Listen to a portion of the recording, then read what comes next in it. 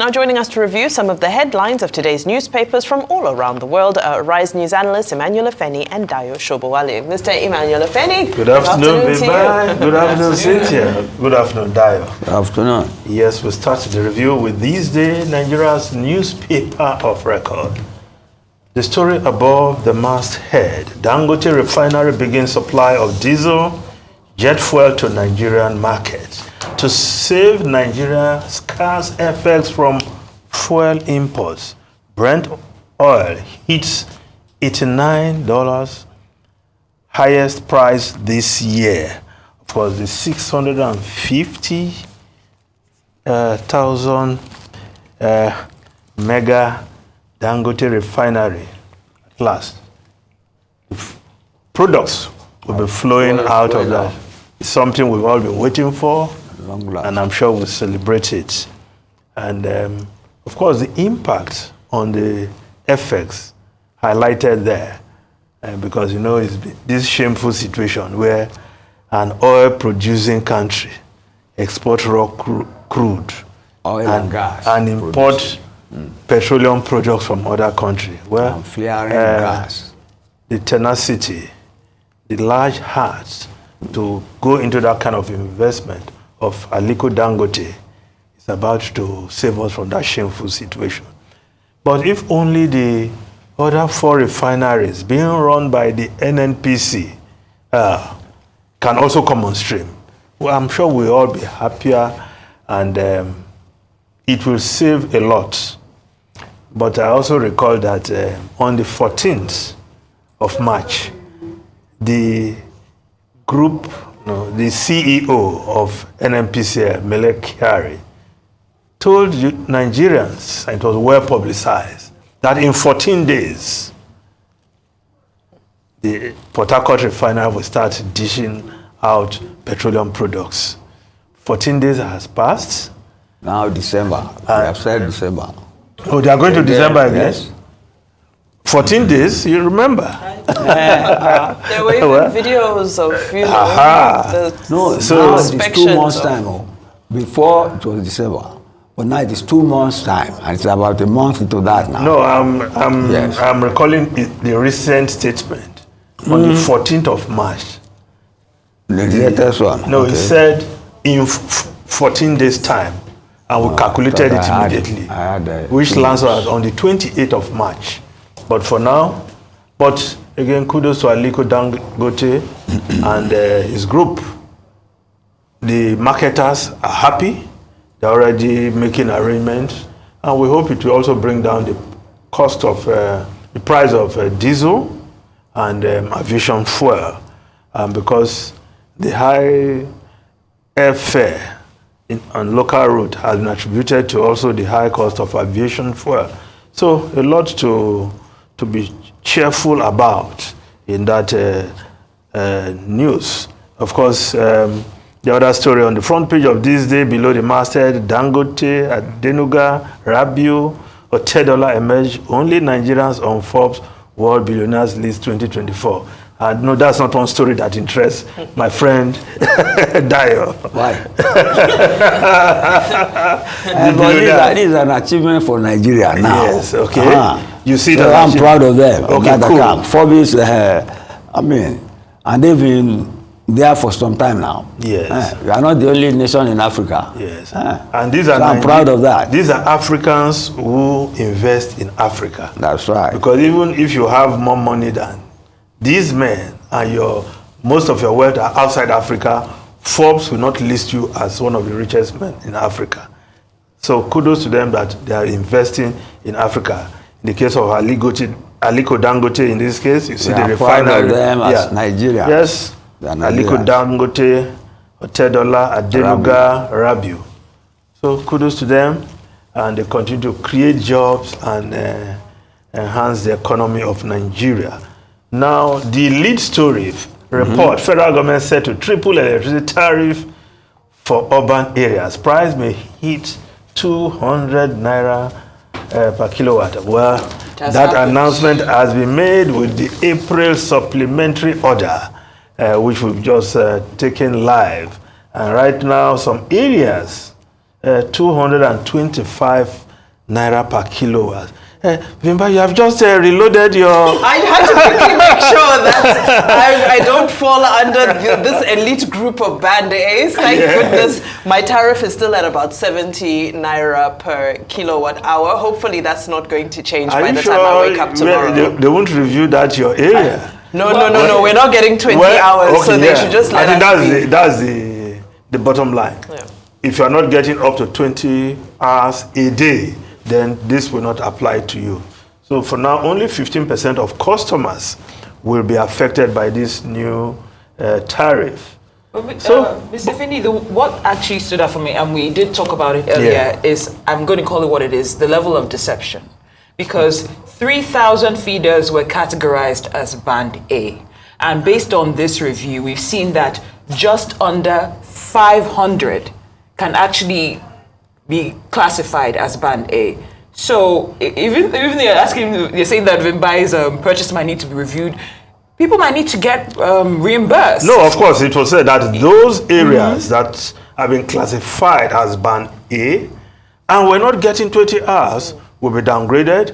But what happens to the money collected from them? I think it should be given to them by way of credit. Exactly. And another thing I would also otherwise, like to see. I will, because I don't want to agree with you that there's it's fraudulent act. But their money should be given back to them. Yes, and I also would like to see, based on, for transparency's sake, the areas that fall under the 15%. Yeah. Who are the real Band A's? I would like to see that, so that it's not just a case that we assume that, okay, a specific group is Band A.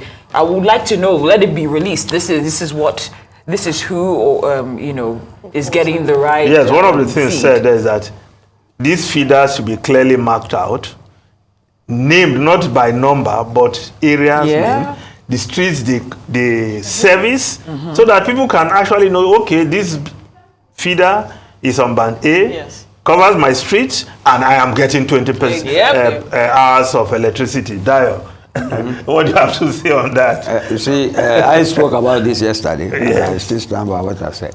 If there is, you see, you are getting technical. Now talking of feeders, and you are getting personal too. This, like I said yesterday, if there is massive increment in tariffs across board, I'm sure the National Assembly will stop them. You get me? This is not the first time that any regulatory commission has attempted to increase things.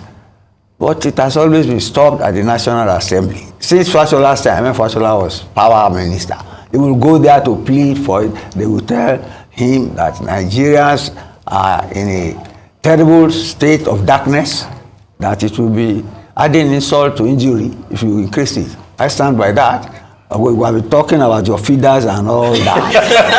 But as long as it's not if it translates to increment in tariffs for the general, 15% of customers will be affected with this new. So why are we interested? 15%. We don't know if we fall under the 15%. So what are you Mr. Shobode, you make a very valid point, because are there factories who fall under this? Are there businesses who fall under this? What are the inflationary? These are technicalities. No, but what I mean is, this is inflationary. If you're saying that somebody's operating costs are suddenly going to be increased be impacted by a 300% power electricity increase, that's a significant amount to change the prices of things while we're talking about inflation. So what you're saying is valid, because who falls under it? Is it the productive sector? Is it who? Well, it means prices might go up again. It may just be the area where the big man lives. But the key thing is that you must get 20 hours of electricity a day to fall within that category. What does that mean? There's no light. People don't have light. 20 hours out of 24 hours a day. What does that 24 mean? hours make if you have 20 hours, is that not okay? There will be no problem. So but do you have 4 hours? So you will not be affected. Those areas will not be affected by this. Go on. Look, I'm sure the National Assembly will have something to say about this. We are all in Nigeria. You see now. Okay, let's just move over to some other stories. Let's look at the Daily Sun newspaper. Reign of terror in Benue, Plateau, Katsina, others. 3 dead, 5 missing as bandits abduct 18 children fetching firewood. Police rescued 28 kidnapped girls. Youths raise buildings. You know, unfortunately, that's familiar news from those places. Yes. Which is pathetic. Very pathetic. You see? Which means... so it means you are being dehumanized. You are getting used to tragic stories like this. Well, this is very bad. Despite the best effort of the military. Yeah, and the government. And the government in pursuing these bandits and headers who are involved in this kind of activities, we are still having daily occurrences. That is the sad part of the story. Especially in those three areas. Yes. Benue, Plateau, Katsina, Kaduna. Yes. So if we just look at the Vanguard newspaper, well, the lead story, also the same thing, but anguish as 30 children, others get kidnapped in Katsina, Zamfara, and Delta. But the latest report is that those students who were kidnapped in Delta have been released. Yes, at least Why are they kidnapping them? I got that update. These were students who were coming from Calabar, from school, and late in the evening they were kidnapped on the Port Harcourt Warri Expressway, somewhere there. Now, the other story on the front page of the Vanguard newspaper, Okwama, police, not army, should probe, try suspects. Senior advocates of Nigeria, retired judges making that statement. And of course, that it is a very germane issue. The chief of defense staff was on the morning show this morning. I'm not sure he convinced so many people on why they should continue keeping the monarch, not the police investigating him.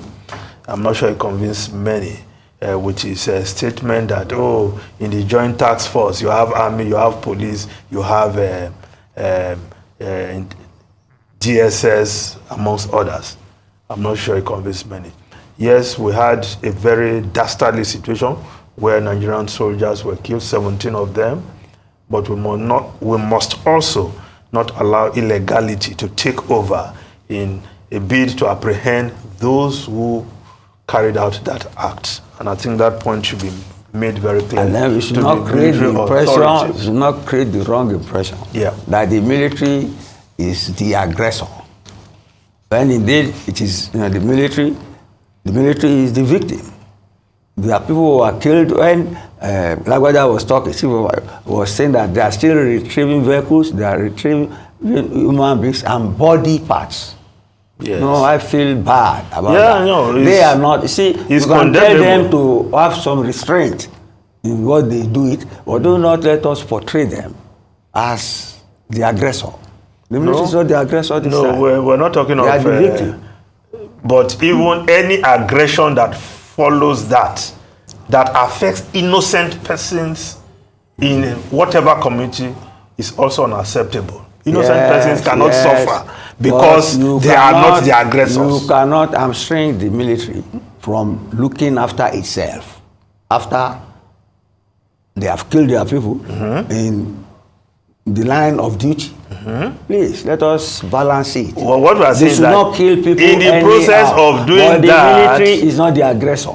In the process, you are portraying them as aggressors. No, that's not true. Human rights people are portraying them as no, that's not true. No, what the human rights community that is what I'm saying. Are saying the military should not be portrayed as aggressors. They are not being portrayed. But they should not carry out aggression against innocent people because they should not kill innocent people. Yes, but they are not. They are victims. This trust. Yes, side of that does not justify killing innocent people. Also, that's what we're saying. There is no civilized place where they will kill innocent people. But people will applaud. But caution them not to do it. So that's what we're saying. You can do. That's what we're saying. But they are not the.